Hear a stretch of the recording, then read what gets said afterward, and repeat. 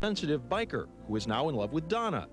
James's uncle is having an affair with Norma, whose estranged husband killed the owner of the lumber mill, whose widow Josie dates the sheriff, Harry S. Truman, or is she seeing Norma's husband? Well, anyway, Josie's in cahoots with a businessman who's working with Laura's father, who killed the bartender who was dealing drugs with a wife-beating trucker.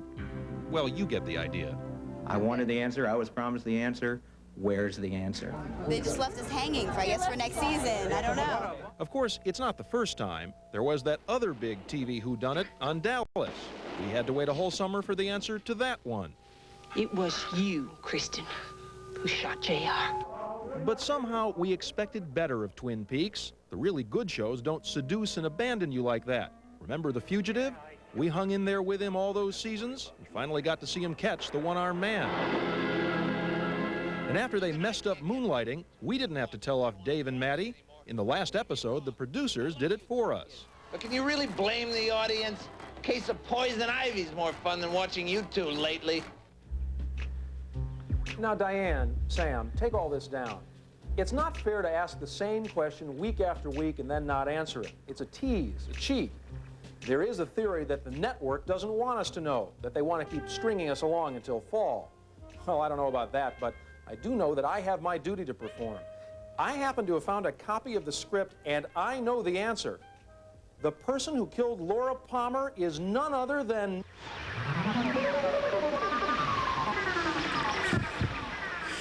Sure, Judge, sure. A footnote. You may have heard that there was a European version of Twin Peaks. You should know that while it did have a different ending, it was just as mysterious and gave no more insight than Judd Rose into who murdered Laura Palmer.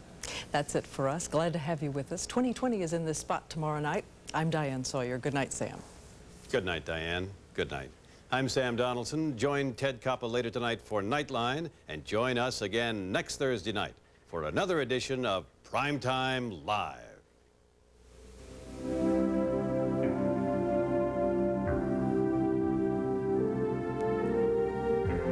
This has been Prime Time.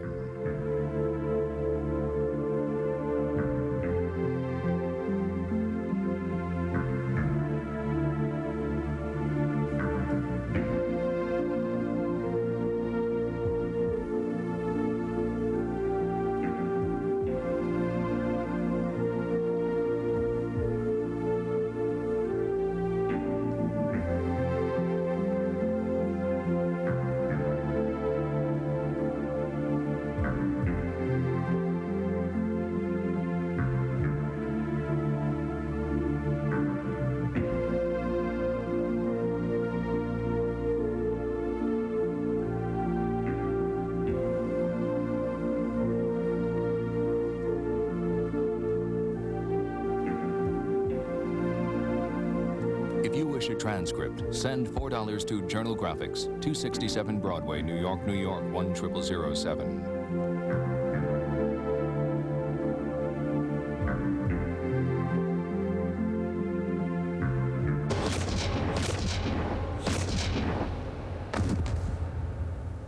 This has been a presentation of ABC News, where more Americans get their news than from any other source.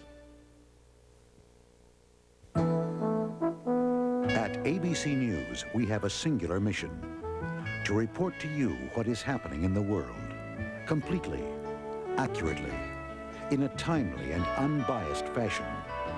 And because more Americans get their news from ABC News than from any other source, we take that mission very seriously.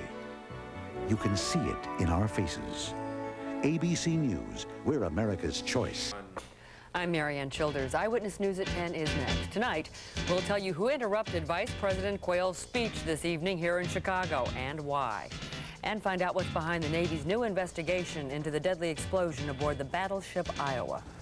I'm John Drury. Also tonight, a plan to make Chicago the first city with a ban on cigarette vending machines. And in Medicine Tonight, we learn a lot more about the disease that killed Jim Henson. These stories and much more next on Eyewitness News at 10.